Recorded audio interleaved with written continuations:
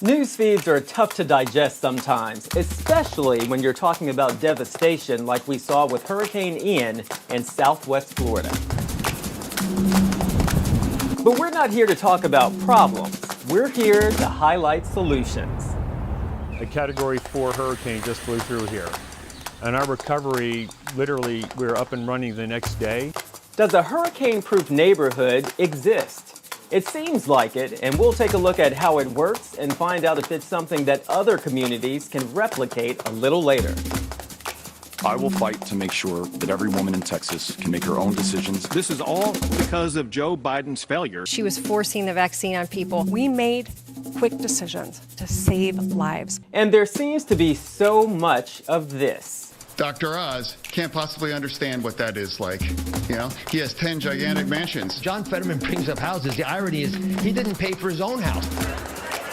It's hard to escape politics these days, and as we all know, things can get ugly fast between candidates. You think you're going to be running against them. I can see how you might get confused, but you're running for governor. The only worn-out old donkey I'm looking to put out to pasture is Charlie Crist. But what about when the hostility permeates conversations with friends and family? What should we do then? People I don't agree with politically in my family, I now understand where they're coming from more, especially during election time. Our Solutionaries team found out answers on how to manage this delicate situation. That's coming up soon. Hey everyone, welcome to Solutionaries, our show focused on providing answers instead of problems. We're running the gamut today with lots of solutions for a lot of different topics. Today we start with a story that sounds like something out of a science fiction book, but it's very real and unnerving. It is a rare condition, but it's killing people within days. We're talking about brain-eating amoebas. They live in almost any body of fresh water, including swimming pools. There is a movement to get new tests and life-saving drugs into the hands of doctors around the country. Our Solutionaries start right here in Florida. It's a microscopic organism that quickly destroys brain tissue and can kill in just days. So I'm surprised that there is no more of these tests done regionally in different parts of the U.S. Time is of the essence. It's like you having an airbag. Well, I don't need an airbag. I've never used an airbag. Well, when you get in a car accident, you're going to need that airbag. At this point, if you can get a result in 5 hours when we had to wait 24 hours every day, it's amazing.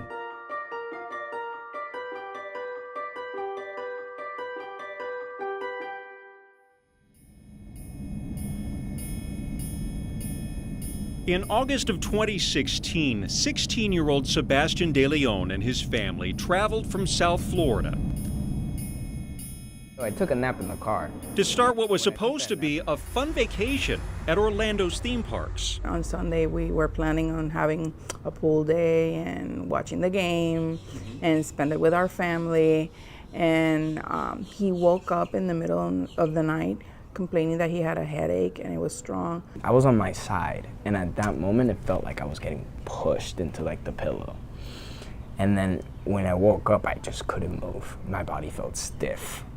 And that's when I told my mom, like, this is not normal. So I just woke up my husband and told him, listen, we have to go to the urgency or the emergency room because this is not looking good. They asked me had I been in fresh water.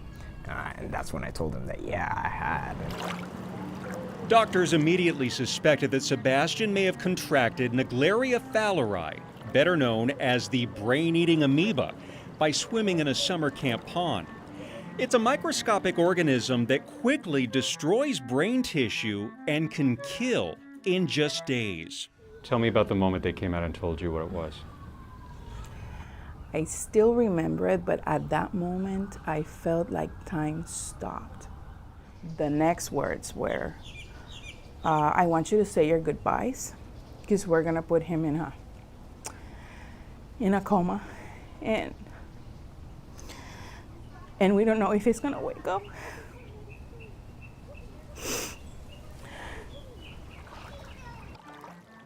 The Centers for Disease Control and Prevention says this deadly amoeba can be found in any body of fresh water. It can infect humans if they get that water up their nose. Most reported infections happen in southern states where the climate is usually warmer, with most reported in Florida and Texas. But cases have also started to emerge as you move north, in states like Virginia and as far as Minnesota. It's a rare disease, and so you don't see it very often. We have two buildings. This building is used for manufacturing, all the manufacturing we have. Todd McLaughlin is the CEO of Profounda Pharmaceuticals in Orlando. So this is a lab where we do our quality testing. Aside from creating their own brand of healthcare products, this actually is the batch that just came in of the new Impavito. Profounda is also the only U.S. distributor of Impavito. Sebastian was the first patient ever to receive miltefosine or Impavito while still conscious.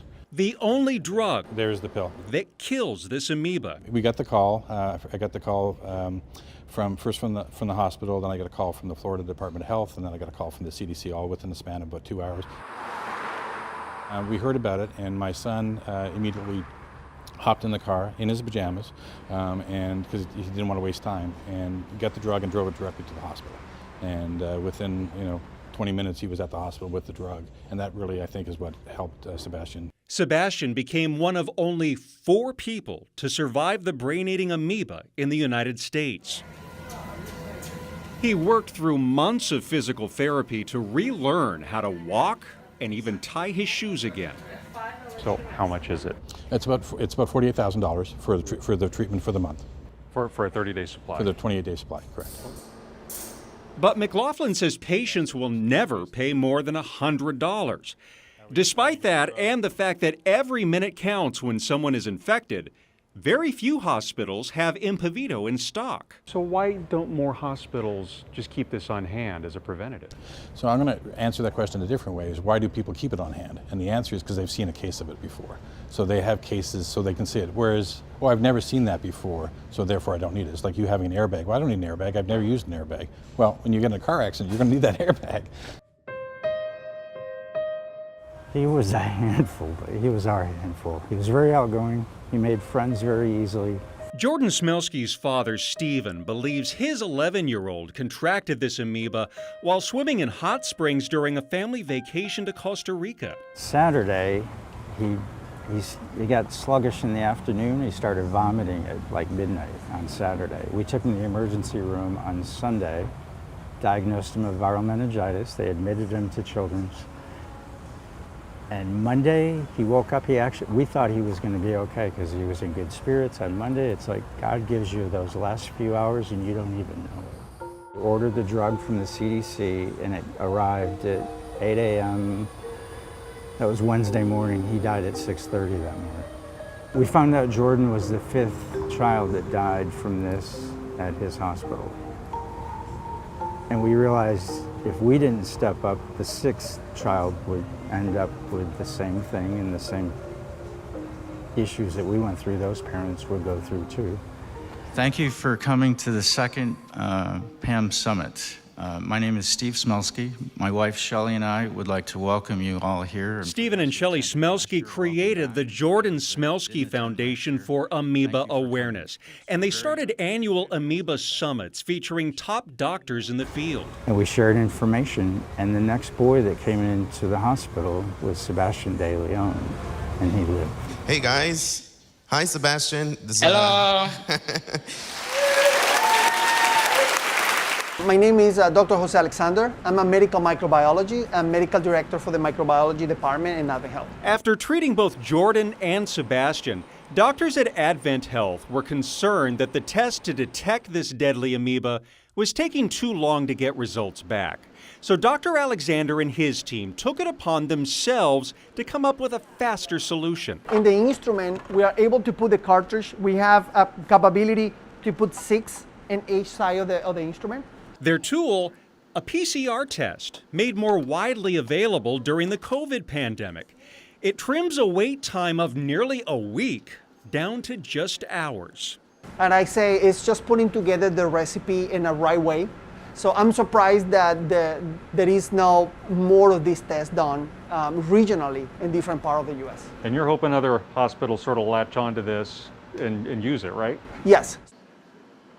This is a game changer, and if every hospital has the test available, they can check it themselves without sending the sample of CSF to the CDC in Atlanta. Time is of the essence at this point. If you can get a result in five hours when we had to wait 24 hours every day, it's amazing. The care that they took of my child, he wasn't an experiment. He was a human being being treated. And they were looking for solutions. They got involved in a human way, because we're human, but I am eternally grateful.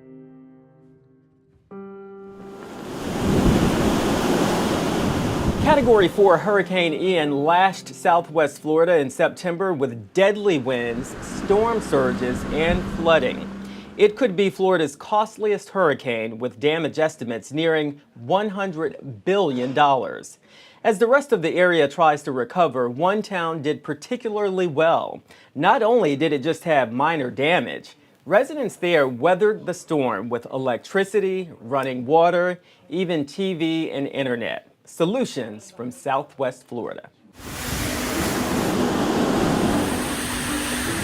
At no time during the storm did I ever feel like we were at risk. I mean, it felt sturdy the entire time. The Category 4 hurricane just blew through here. And our recovery, literally, we were up and running the next day. An example of how we should build future communities.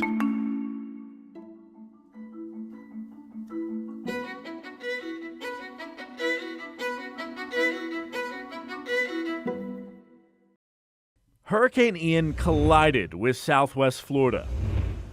This monster hitting the coastline with sustained winds of 150 miles an hour. The powerful Category 4 storm would kill more than 100 Floridians. The aftermath unbelievable, leaving nearly 3 million people without power in a wake of tens of billions of dollars in damage. While no two places down here are alike, one town surrounded by destruction seems to have fared better in the storm than anywhere else. Hey, I'm Vic. I'm Daryl. Nice to meet you. Nice to meet you. We met the Treese family at their home in Babcock Ranch. It's a community about 20 miles northeast of Fort Myers. Ian came right through here. I mean, you could hear the wind. You could definitely hear when things were hitting the house. But I will say that at no time during the storm did I ever feel like we were at risk. I mean, it felt sturdy the entire time. And did you have power? We did have power. AC? We had AC. He was working. With 6 people under this roof and Winston the dog, school administrator Shannon Treese says they watched live weather forecasts, cooked dinner, even worked remote as neighboring communities were torn apart. Meanwhile, the Treeses only lost a few shingles and screens on their patio. All around you, people have a very different scenario. Yes, they do. It was heartbreaking. I'm not going to lie. It was hard. I'm going to get a little emotional probably because a lot of our staff at Babcock live outside of here. To see the devastation outside and start getting the phone calls from them that, you know, my house is flooded, my house is gone. You know, I went to my house and I just walked away from it. My house had 4 foot of water. All of those started happening really quickly after the storm. So we started really understanding at that point how fortunate we were to be here. And we have not taken that for granted. We have been all over Southwest Florida reporting on the damage, looking at the hardest hit areas, which surround us. But here in Babcock Ranch, it looks like nothing ever happened. For full transparency, it's October the 11th. It's been less than 2 weeks since Hurricane Ian came through as a Category 4. And everything looks picture perfect. Doing this well in that big of a storm was no accident. It was part of Sid Kitson's decades-long plan. When I look at what happened over the last couple weeks, my heart breaks, just breaks for so many people here in Southwest Florida, the destruction, the misery that you see is just unimaginable. We have our own employees who have lost their homes and lost so many of their belongings. At the same time, we at Babcock Ranch hopefully can give people hope. And the hope is that it can be done right. And all the people, the planners, the engineers, all the people that came together to make this possible at Babcock Ranch should be proud.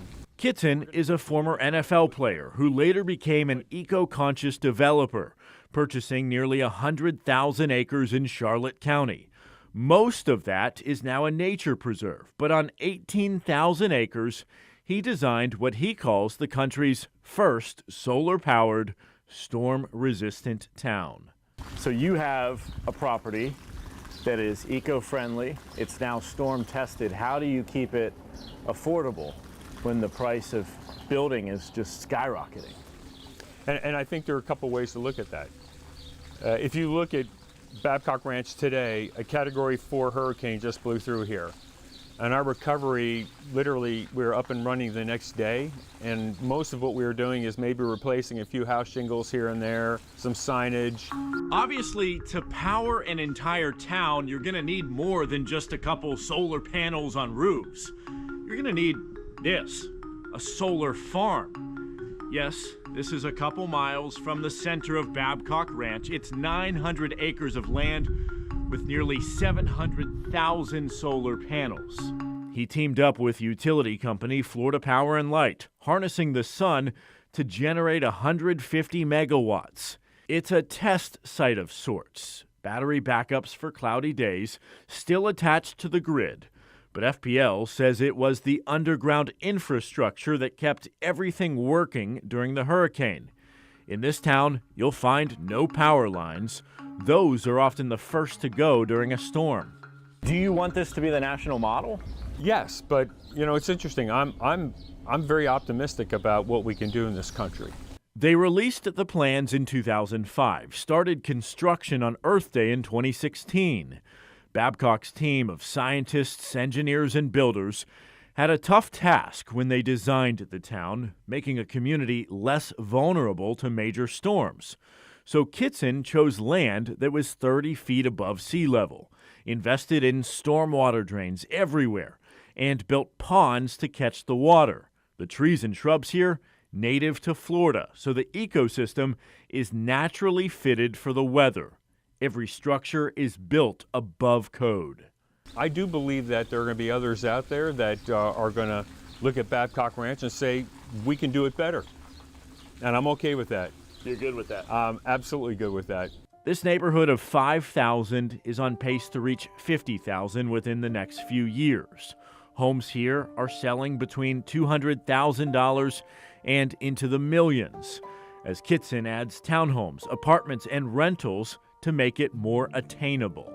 All things considered, you did incredibly well. We did incredibly well. Back at the Treese house, things are normal. School is in session, homework is still due. But the family is now spending their free time volunteering in surrounding areas where people weren't so fortunate. Is this the national example? I think it's a pretty incredible example. An example of how we should build future communities for a better relationship with Mother Earth. These killers that are out there, if they're intent on killing as they are, they have found multiple ways to get a hold of weapons and cause mass destruction. How long will you watch people being gunned down in first grade, fourth grade, high school, college, church, synagogue, a grocery store, a movie theater, a mall, and a nightclub, Congresswoman, and do nothing? It's a powder keg. I got a real simple one. This is a yes or no. We'll move right on. Is Donald Trump a great president? I worked closely with him on a yes or no. Politics is a tough topic to talk about, and many choose not to. But what if it's not your choice and the person talking is a loved one with a different opinion? There's going to be that one relative that gets a kick out of kind of pushing buttons. We found out solutions for you, how to navigate tricky conversations like these, next.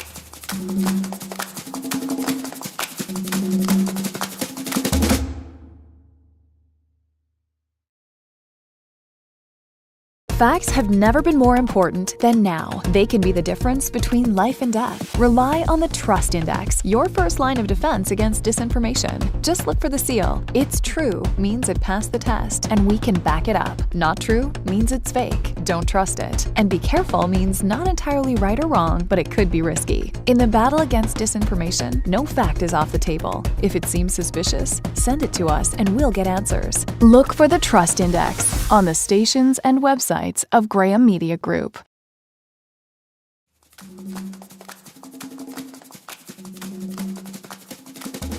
Welcome back. Sociologists call it the perfect storm. A divisive election cycle will end just in time for the holiday season. It can be tricky navigating political debates at the dinner table for Thanksgiving. You may come to learn a loved one's political beliefs have radically changed. Experts say there are things you can do to keep calm and enjoy the holidays with your extended family. You are not going to change anyone's mind in this conversation. So why even expend the energy in this setting of getting yourself upset in an attempt to do so? You are not going to change a mind. If this is who my brother is, then what does that make me?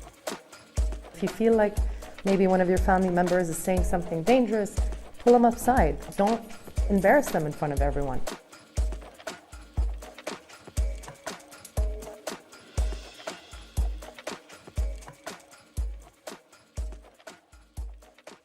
My cousins were starting to believe in some crazy conspiracy theories that I thought were harmful. Those concerns motivated Izare Webe to pursue a PhD in evolutionary psychology at Oakland University. I wanted to look into, first of all, what explains why people are prone to believing these things in the first place.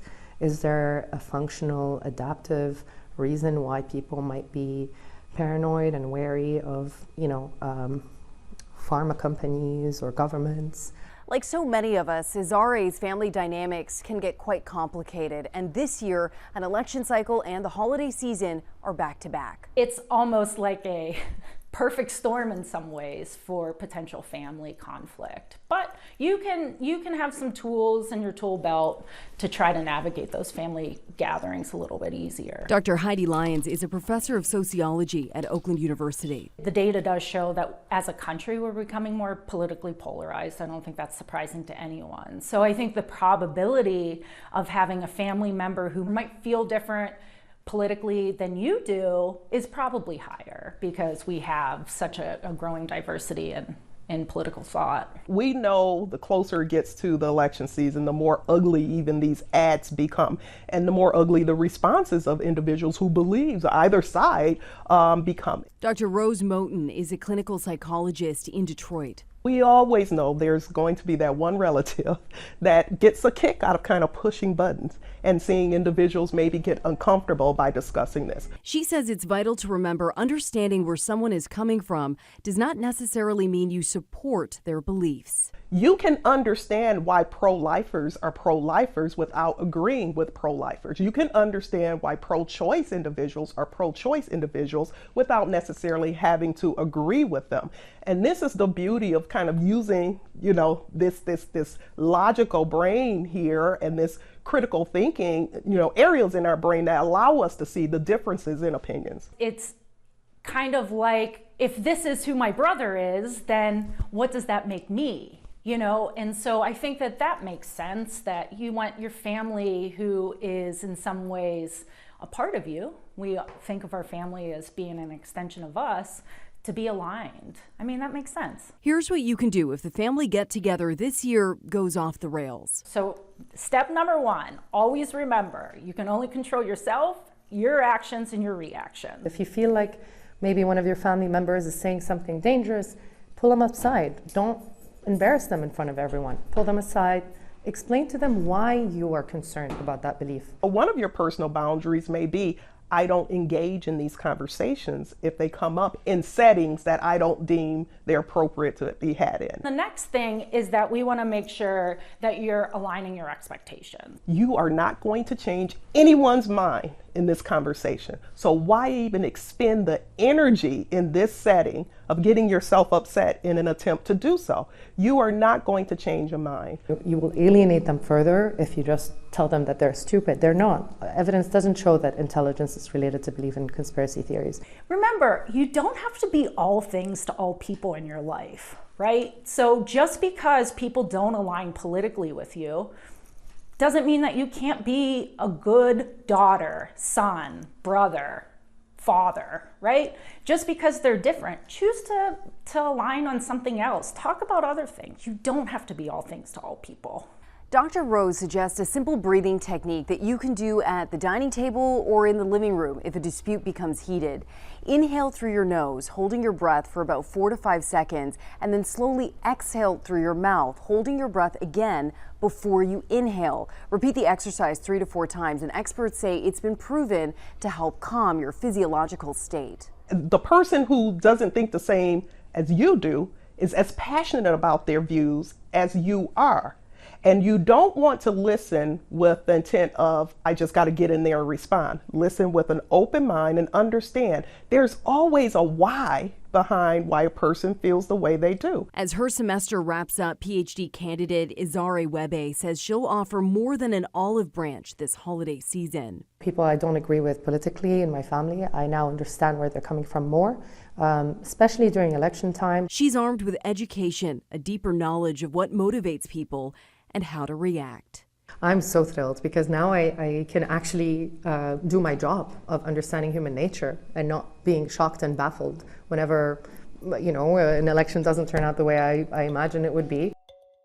Switching gears to an issue centuries in the making, gender inequality. Equality advocates say America has a long way to go to ensure women receive equal pay for equal work. In Harris County, Texas, wage disparities are even larger between white men and women of color and among women of various races. According to a University of Houston study, it takes the average Latina an entire year to catch up with the average white man's income. But steps toward solutions and equality are underway.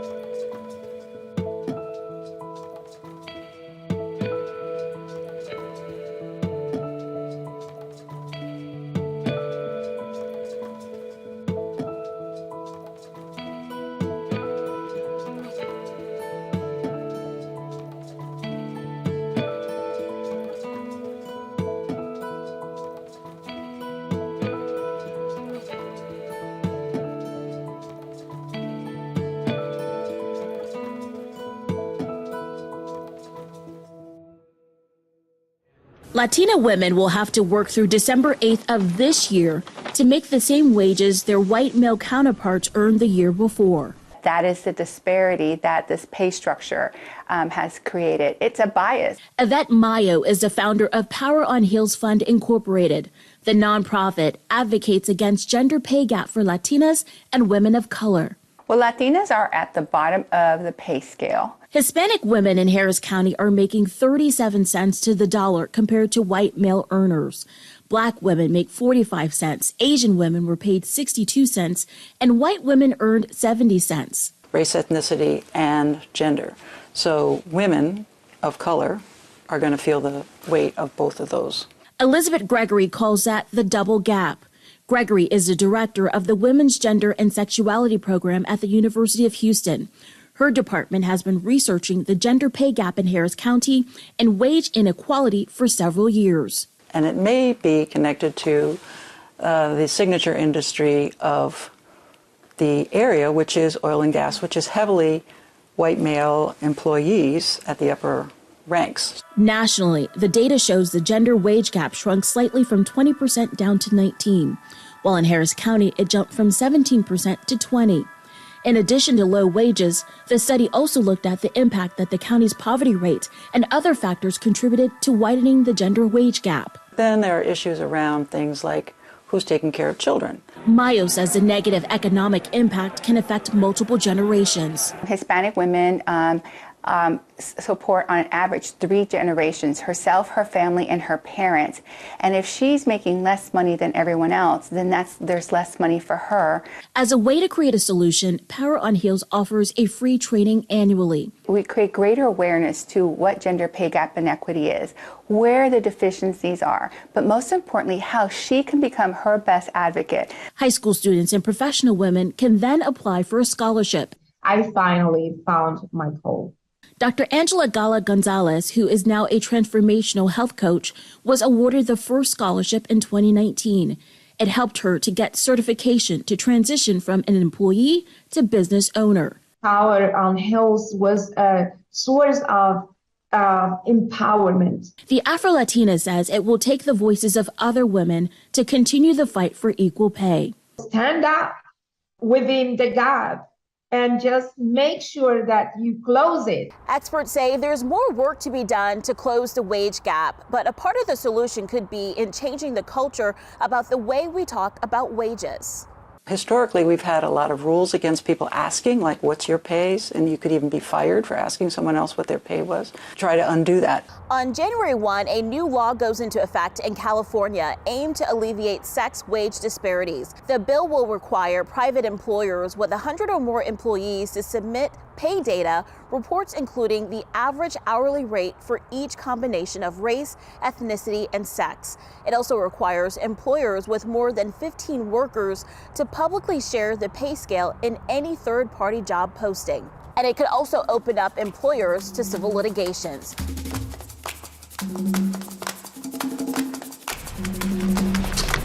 Keeping schools safe. A nationwide issue, an important topic that needs solutions. We're giving them what they need to succeed and go home safe. When we come back, lessons of the past have given a Virginia campus a safety blueprint. More solution in just a moment.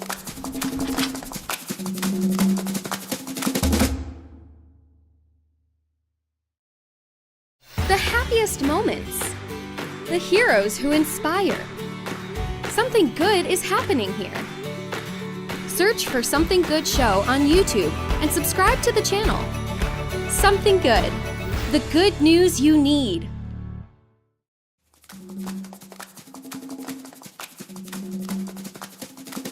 Welcome back. A $13 million security upgrade is coming to the Virginia Military Institute. That's just one of the many ways they stand out when it comes to protecting cadets and staff compared to college campuses. So what exactly is working? What practices and methods can become solutions for other police departments across the country? We head to Virginia to find out.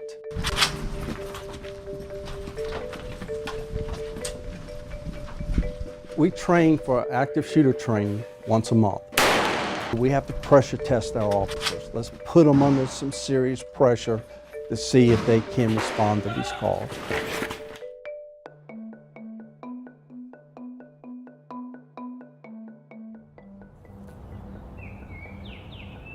There's two basic expectations of campus law enforcement, and that is to provide a safe environment and keep them out of harm's way.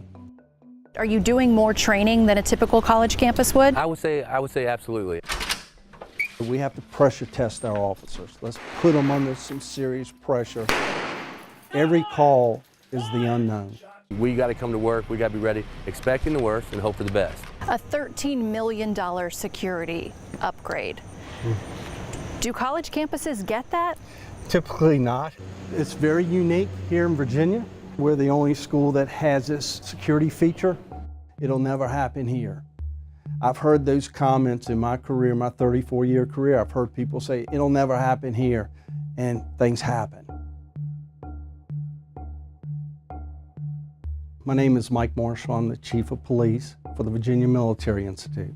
How many cadets, students, go here? We average per year 1,700 cadets stay in these barracks. It's not like your traditional college where they get to live off campus. They're here the entire time, their cadetship. VMI is unique in the type of VIP visitors that you get. Who all has come here? We've had several presidents, several vice presidents. Recently, Vice President Pence was here. We have Secretary of the Army, Secretary of the Navy, Air Force. This could very well be a target at any time. It could be, and that's why we have to plan for the worst and hope for the best. Talk to me about where we're sitting. Today we're sitting in what we call the Emergency Operations Center. It's a location that has been established when we have to address critical situations that occur on post or could possibly be adjacent to our post.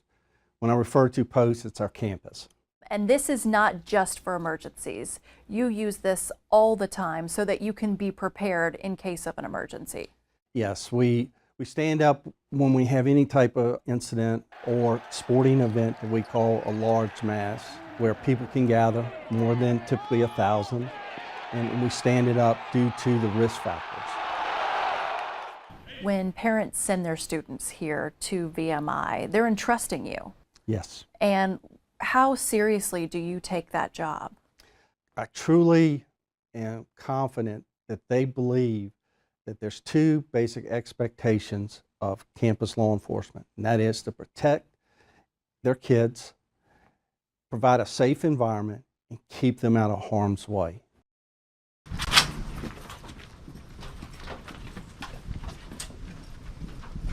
We train for active shooter training once a month. We have an active shooter committee, and it's chaired by the captain of the police department and two other individuals that are in lead roles that is part of our special emergency response team. And what they do is they sit down and they lay out the training for the year on how we're going to address the needs of our community and what are the trends that we're seeing. And then after the training, they look at our policies. They review our policies. Are we in compliance? Do we need to make changes?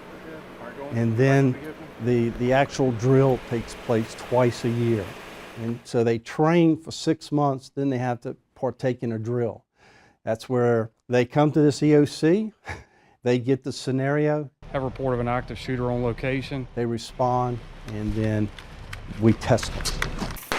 And what we do is we put them up under what we call the pressure test. Your hands up, boys! We want to put the hardest conditions in front of them. Because if they're going to make a mistake, we want them to make it in training, not the day or the evening when they're responding to that high-risk call. We have to be more proactive in our training, and also we have to pressure test our officers. Let's put them under some serious pressure to see if they can respond to these calls. Also part of that training is equipment. We make sure we have all the latest and greatest tools that are out there. What we have here is a breaching kit, which includes a ram. So if a door is locked, barricaded in, we can use the ram. If someone has taken a chain and locked the door, then we have a bolt cutters. It's called a soft shield, so it gives them extra protection. It's called a Night Angel, and what it does is you can throw it down the hallway and light up the hall so you see, so that gives you the upper hand. And then each vehicle does have a drop down for their rifle. They also have a shotgun. So what's the importance of having all of these tools in every single police car? That way we're always prepared. If an officer gets to a scene and he doesn't have what he needs, then we're putting him at a disadvantage. So with every car being equipped with this, when they get to the car, they know we're giving them what they need to succeed and go home safe, is what our goal is. And you build up those tools by studying what has happened in other situations? Yes, it started from the Virginia Tech shooting. We did a self-audit ourselves of the police department based off of some of the situations that law enforcement encountered that day, and we decided, how can we make it better? We've got to do something to remember the people that paid the ultimate sacrifice that day. You know, they gave their life, and let's do something proactive instead of reactive. And so our mindset here is proactive, proactive, proactive. I call it the 3 Ps. Let's talk about Uvalde real quick, because this was important for you to sit down with me, because you wanted people to know that law enforcement can and should do better. Yes. Talk to me about that. Law enforcement, when you don this badge, you take on a certain amount of risk. And that day we saw the risk factor was there. You're going to resort to your training. And There's two simple factors when I evaluated. I spent the entire day on a Saturday watching this event unfold and the constant news coverage. That's my role as a police chief. What can we do to make things safer in our community? And what I saw that day, I was not there. But what I can evaluate, I've had over 20 years experience training people in active shooter situations. And what I saw was you either had people did not receive the training or they did receive the training and they did not follow the training protocols. Are you doing more training than a typical college campus would? I would say absolutely. I would say a lot of CERT teams aren't training once a month. I would say that we put ourselves in a good situation to succeed. With the way the world is today, do you wake up and come to work and think, this could be the day? I would have to say, as in being a law enforcement officer, we have to. That's sort of our job. Of course, we hope that doesn't happen, but we're also doing the people that we try to protect on campus a disservice if we're not ready for that call. The project will start here, and what will happen is we will have bollards that are mechanical that will come up out of the ground. So if we have a critical incident and we need to shut the post down immediately at our main entrances, this will be one that will have the mechanical bollards that will rise up out of the ground and stop people from coming onto post. What is the reaction from other campus police chiefs when they hear of a $13 million security upgrade? One said, "How did you pull that off, Mike?" and what I shared with it's an initiative that we all should be looking at in this profession. A life is priceless. The inner loop provides a different level of security that we have to focus on, and that's the movement of the Corps cadets on a daily basis. So how do we protect this roadway so cars cannot travel down when our Corps is lining up in front of the barracks for formations? So this will help us alleviate putting personnel. We can put the mechanical bollards in place. We'll be able to activate them from a phone. What we're looking at for is access control. Can we lock the buildings down? Cameras, so we can watch the person, as well as protection in the rooms where mass notification can be sent. So we're here at the barracks. This is where the cadets live. Is this the most protected building on campus? Yes. Yeah. Oh yes. We start with a security plan that starts on the outside and it works its way all the way to each cadet room, where we have safety features embedded in that plan throughout. And so on the outside, what kind of security features are we looking at? We're looking at cameras on the outside that are viewed from our police department, and then we have cameras on the archways. Our cadets, they have a guard room. The cadets can view the camera footage, live feed, on all the archways. So there are extra set of eyes and ears, so if they see something coming in the archway that's suspicious, they can call 911. At each archway, we have gates that we can lock down manually. So you definitely don't have a guard team on other college campuses watching over where students live? No, ma'am, you do not. And they're responsible for the individuals that are moving around, making sure that the barracks are safe for our Corps cadets. How proud are you of the work that your team does? It's priceless. And that's one big word, it's priceless. The initiative and drive to make sure that these young cadets here can succeed. These are our future leaders, not only in the military, but leading corporations. These are people you're going to see one day sitting at the table as a CEO, CFO, and to be able to make this place a safe environment for them to achieve that standard. It's a big burden to carry on the police officer's shoulders. I couldn't be more proud of them. They make VMI here. I work for them. The VMI police chief is also putting together a best practices document for all college campuses to use. In addition, the annual security report for VMI is more than 200 pages. You can find it on their website, vmi.edu. Sexually transmitted disease numbers have spiked in certain areas of the country. Certain diseases, like syphilis, are at levels that haven't been seen since the 1950s. We can prevent, and we can treat, and we can manage. And treatment is prevention. So what now? What solutions exist? We try to do as much outreach as we possibly can with the limited staff that we have. Important answers coming up.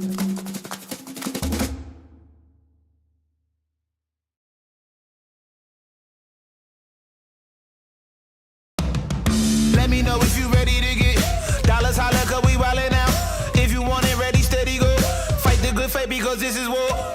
Born for greatness, man. Let me know if you ready to get dollars, holla, cause we wildin' out. If you with it, ready, steady, go. Fight the good fight because this is war. This is war. This is war. This is war. This is war. This is war. This is war. This is war. This is war. This is war. Yeah. Born for greatness, man.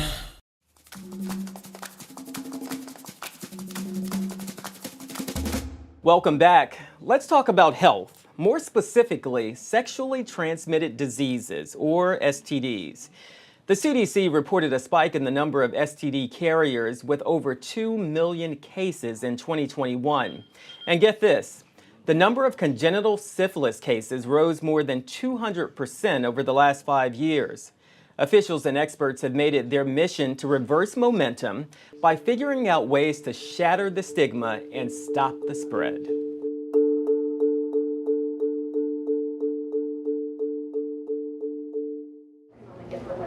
I have a passion for health and I have a passion for people. I want to be an avenue to provide information. As a public health person, this mission is exactly where I am and who I am. It's not just a job for these health experts, but a purpose: treating, preventing, and educating people about sexually transmitted diseases.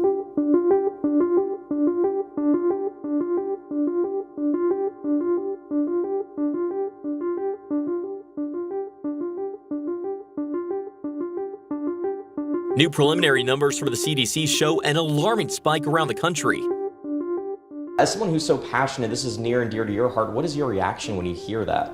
It's frustration because we can prevent and we can treat and we can manage. And treatment is prevention because if you're not treated, then you're continuing to spread it and giving it to somebody else. There's still a lot of stigma. There's a lot of fear about coming for testing. People don't like to come in and tell you about what's going on in their personal lives. Most people know that SAFE is a safe place to come and that you can come here and talk honestly and get good information and support. You know, we started as a hospice. Basically in 1986, people were dying of AIDS. They didn't survive. So it was a place to provide safe, comforting care to people that had HIV and often didn't have families to support them. As medication changed, evolution of HIV changed, people are living with HIV rather than dying of AIDS, we transitioned our care to become more outpatient focused. We don't have a nursing home anymore. Instead, we provide wraparound services.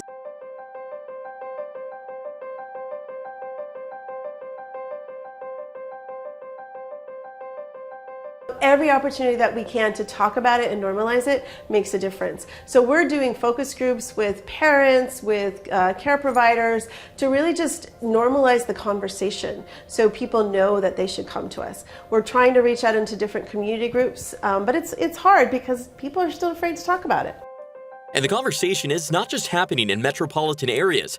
Community Action Inc. of Central Texas has a similar mission, but with a focus on outreach in rural areas. Outreach is to be able to reach those communities that really need our services, especially the rural areas that don't have access to internet or they don't have access to transportation. We've been around for a very long time and we have built the trust with the rural community.